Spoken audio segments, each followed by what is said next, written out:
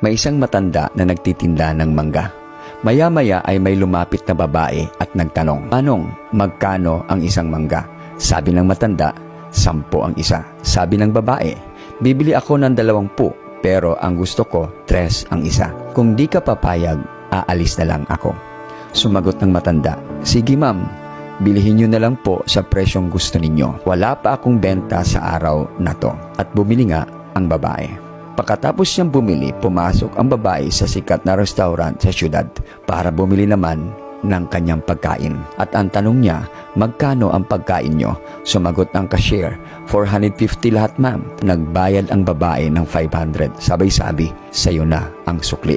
Itong istoryang ito ay normal lang sa mga taong may pera. Pero napaka-unfair naman sa parte ng matanda na nagtitinda. Bakit may ilan sa atin na nagdadamot sa mga taong kailangan ng tulong natin? Pero mapagbigay naman tayo sa mga taong hindi naman kailangan ng tulong. Mga kaibigan, gamitin mo yung pera mo para maayos ang ugali mo. Huwag mong ipakita ang ugali mo para lalong dumami ang pera mo.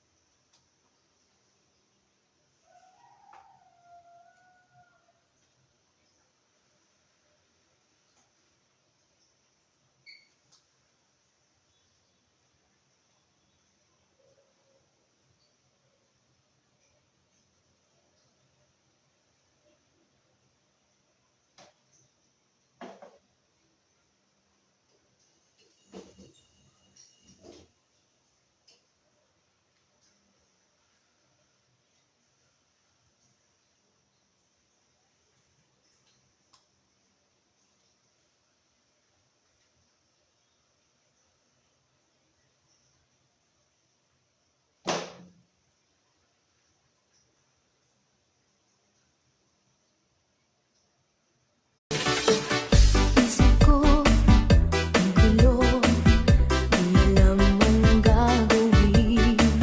Kung ako'y iiwas at sa'yo ay sasabihin na ako sa'yo'y may pagtingin.